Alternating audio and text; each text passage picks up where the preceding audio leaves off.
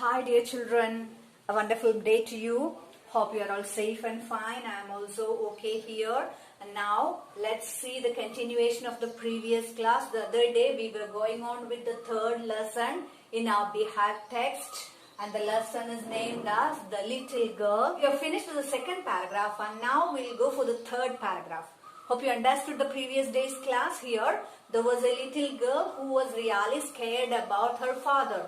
Whatever the father was asking, the little girl was not very happy to obey all those things. She was ready to obey, but she was really scared that she was not in a good mood to obey and she was not very friendly with her father. Now let's see what happens in the future and how she becomes, whether she loves her father after some days or something like that. We'll continue the lesson. I'm going to read the third paragraph. Listen now. Third paragraph. She never started with other people, had quite given it up, but only with father, because then she was trying so hard to say the words properly. What's the matter? What are you looking so wretched about? Mother, I wish you taught this child not to appear on the brink of suicide. Here, Kezia, carry my teacup back to the table carefully.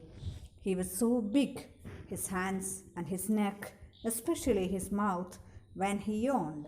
Thinking about him alone was like thinking about a giant.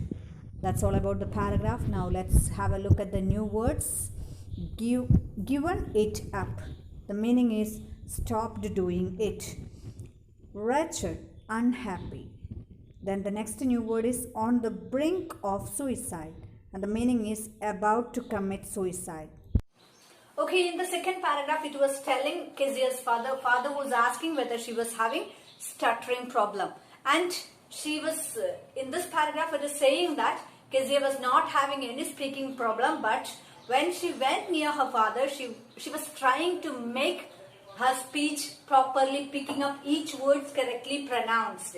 So that was making her stuttering problems. And whenever father sees Kezia looking scared or frightened or staring at father, Kezia's father would be angry and would ask his mother to make the child learn how to behave properly, how to look at elders, how to talk with other people and all those things. And then he would call Kezia and would ask her to take his teacup and to keep it back on the table. Which means he had that love in him, but at the same time he never loved the way Kezia behaved towards him. Why was Kezia behaving like that? Actually, she was really scared about her father and was not feeling friendly with him. Then how can she be smiling at her father? It's not very easy. That was the problem with the little girl. Now let's go with the next paragraph. I'm going to read it. Listen now. Fourth paragraph. On Sunday afternoons, grandmother sent her down to the drawing room to have a nice talk with father and mother. But the little girl always found mother reading and father stretched out on the sofa, his handkerchief on his face, his feet on one of the best cushions, sleeping soundly and snoring. She sat on a stool, gravely watched him until he woke and stretched and asked the time, then looked at her. Don't stare so, Kezia. You look like a little brown owl. One day when she was kept indoors with a cold, her grandmother told her that father's birthday was next week and suggested she should make him a pincushion for a gift out of a beautiful piece of yellow silk. Okay, here in this paragraph it says about the continuation, how Kezia was feeling, how father was reacting, all those things. Let's see what happens in this paragraph. On every Sundays, as it is a holiday, father would be there, mother will be there, grandma will be there. Every Sundays, grandma would send the little girl to spend some time with her father and mother. Actually, grandma knew that the little girl was really scared about the father. And she wanted the little girl to make friendly with the father and mother also. And whenever she goes to talk with or spend time with the parents, what she could see was the regular routine only. Father would be stretching in the sofa and would be sleeping very nicely, very cool and calm, and mother would be sitting by the side and would be reading something, and she would sit there in the chair and would wait till the father wake up. She would be sitting there and would be waiting till the father was waking up. And once when he stretched out of his sleep and came back into conscience, called the little girl for looking at him for a long time. He would say that she is staring at him, and that little look is like that of a little owl. So she was not at all happy about that. Will you be happy when somebody says that you are looking like a little owl? It will not be nice. So she was also not very happy about what the father was telling about her. And one day, when she was suffering from a little bit of cold and she was there in the room only, she was taking rest in the room, her grandma came to her and said that it was her father's birthday next week. And she advised the little girl to make a surprise gift for her father's birthday. She asked her to make a pin cushion using a beautiful yellow silk cloth. Which means the grandma really knew who the father is, who the little girl is, and she wanted to make a good relationship between those two people. But that was not possible during the Sunday's conversation because nothing was going on Sundays. Father used to sleep on Sunday afternoons and mother used to read. They were not even having enough time to speak and spend with her. And grandma knew it very well. This would be a shortcut to reach into her father's mind. That's why grandma suggested such a way. Now let's go for the next paragraph, the 5th paragraph. I'm going to read, listen now. 5th paragraph. Laboriously, with a double cotton, the little girl stitched 3 sides. But what to fill in with? That was the question. The grandmother was out in the garden and she wandered into mother's bedroom to look for scraps. On the bed table, she discovered a great many sheets of fine paper, gathered them up, tore them into tiny pieces, and stuffed her case. Then sewed up the 4th side. That night, there was a hue and cry in the house. Father's great speech for the Port Authority had been lost. Rooms were searched, servants questioned. Finally, mother came to Kezia's room. Kezia, I suppose you don't see some papers on a table in our room? Oh yes, she said. I tore them up for my surprise. What? Screamed mother. Come straight down to the dining room this instant. Let's have a look at the new words. The first word is laboriously, meaning is with a lot of effort or difficulty. And the second word is wandered into, went into by chance. And next word is scraps, small pieces of cloth or paper, etc.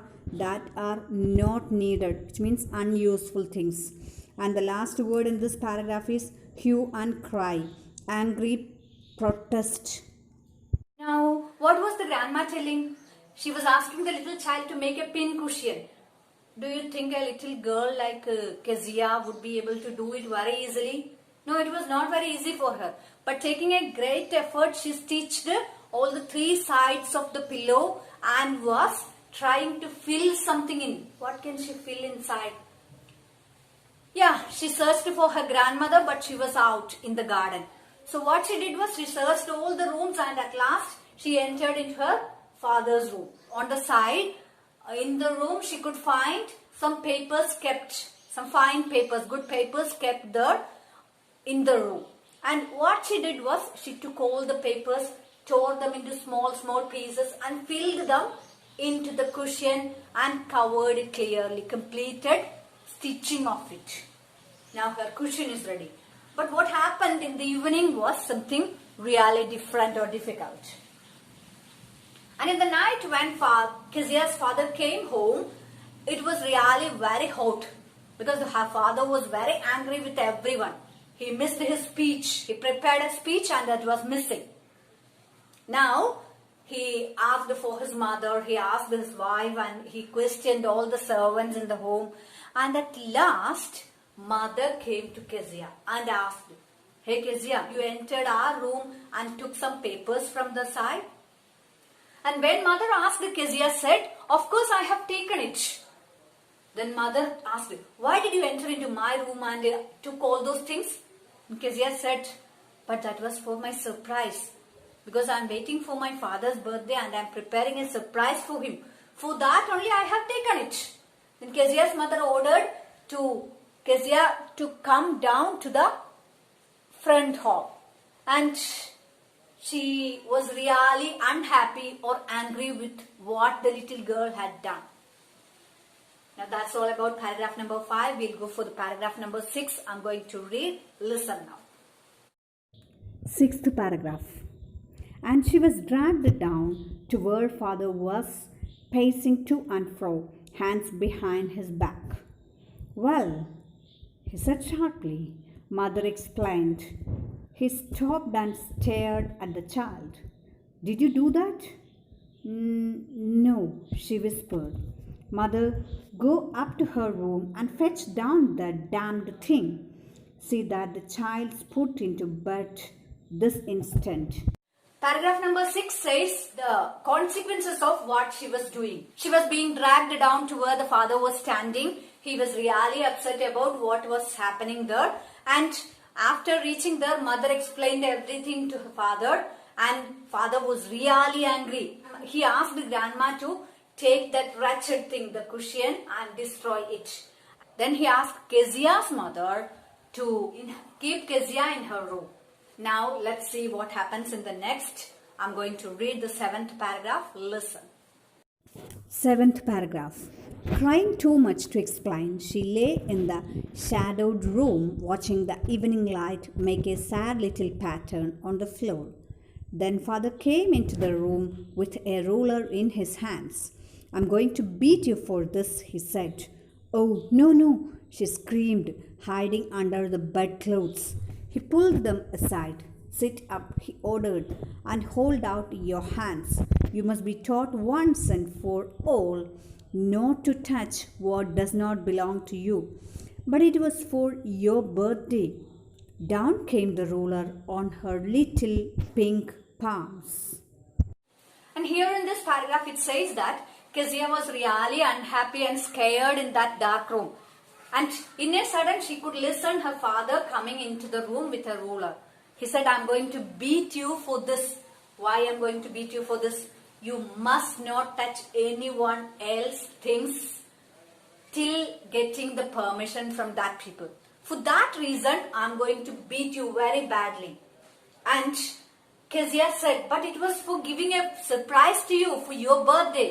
But father was not ready to listen to any of such words. And he started beating her very badly. Now let's see the next paragraph, the 8th paragraph. I'm going to read. Listen now. Eighth paragraph.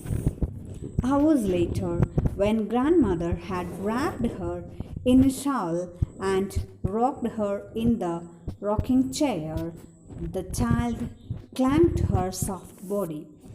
"What did God make fathers for?" she sobbed. "Here is a clean hanky, darling. Blow your nose, go to sleep, pet. You'll forget all about it in the morning." I tried to explain to father, but he was too upset to listen tonight. But the child never forgot. Next time she saw him, she quickly put both hands behind her back, and red color flew into her cheeks. And after some time, after hours it says, grandma went there and then consoled the little girl, asked her to go to sleep, and she said the next day morning, whatever happened in this night, you would forget it. You can go to sleep, go and get a good sleep. Morning you will be all right. That's what grandma said. And then grandma added one more thing. I tried to convince your father, but that was not possible. He was really upset and angry. So I could not do anything for the day, and I will try it once more tomorrow. You will forget everything tomorrow. But if it is you, will you be able to forget it?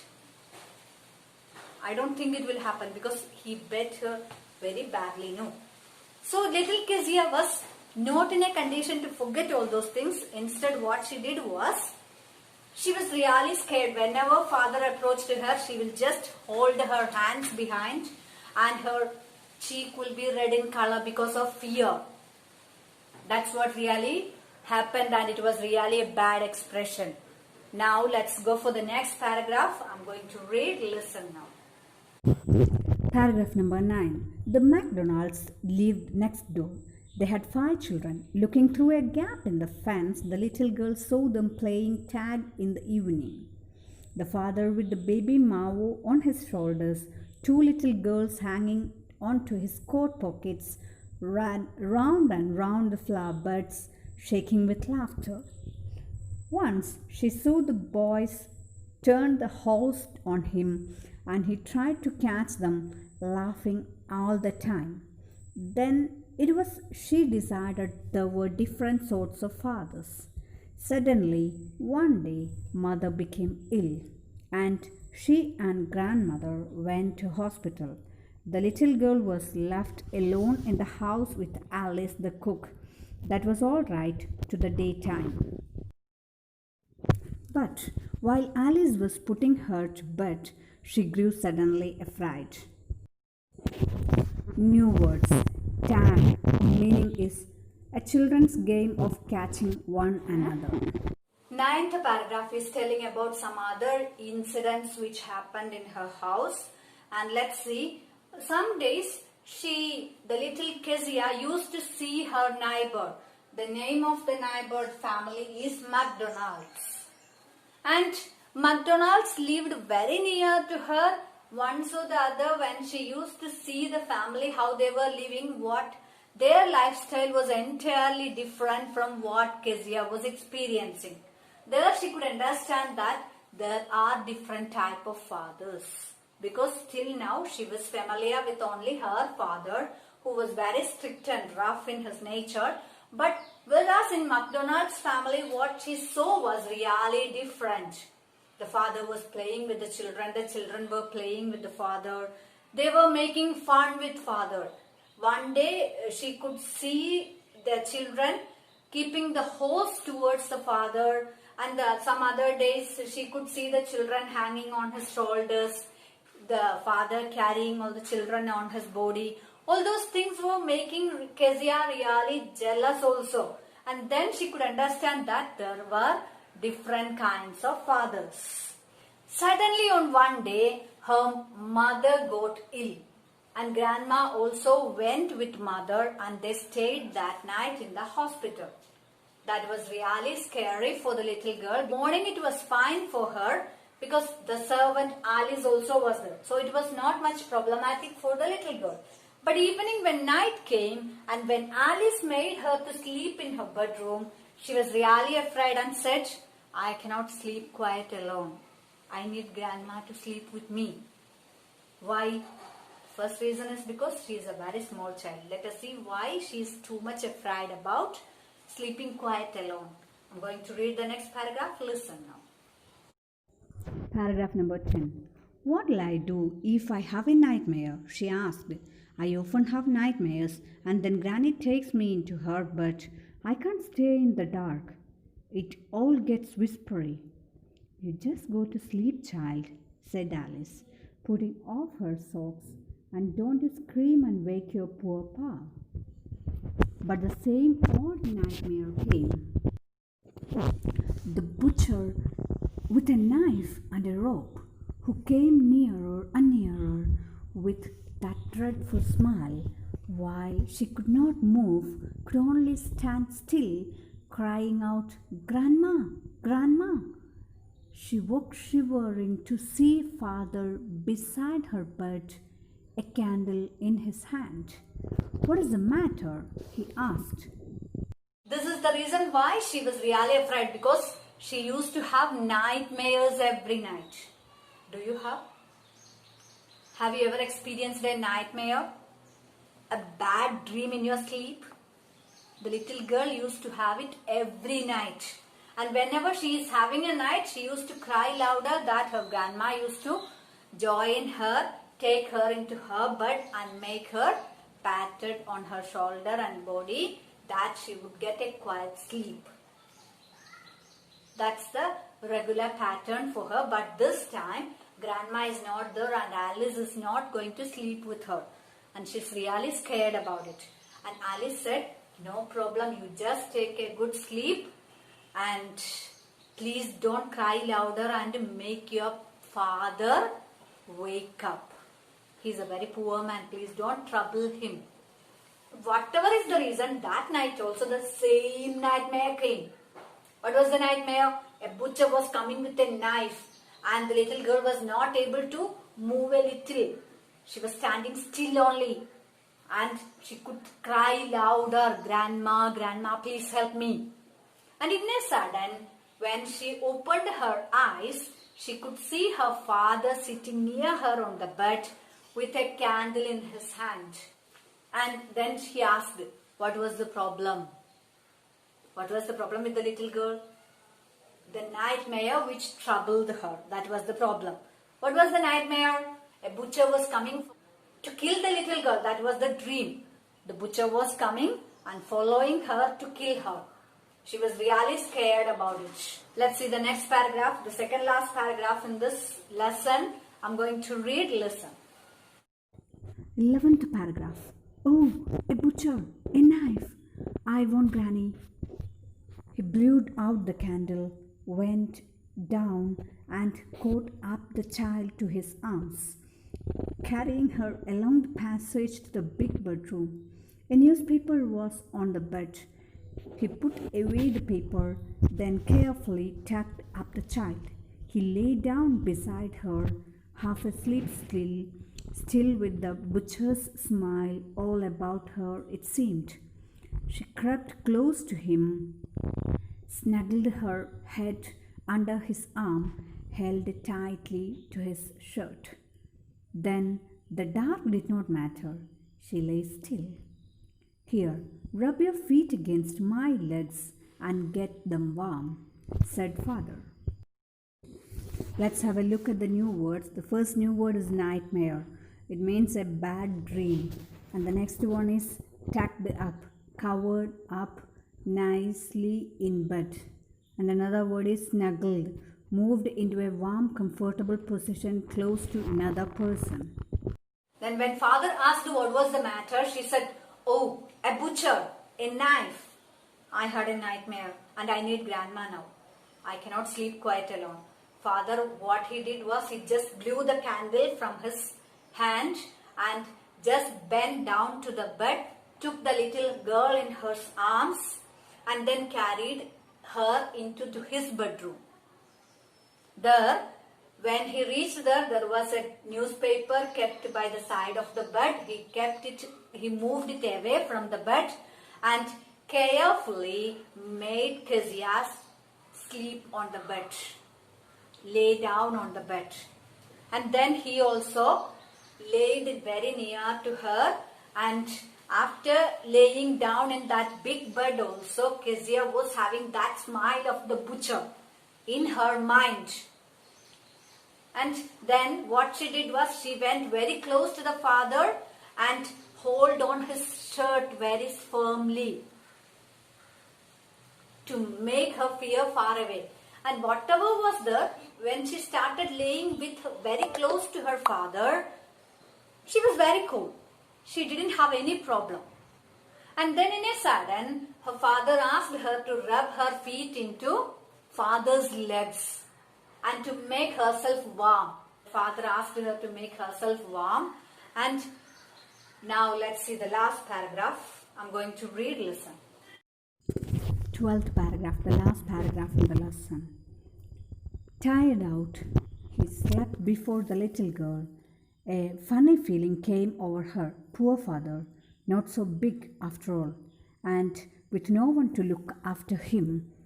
He was harder than grandmother, but it was a nice hardness.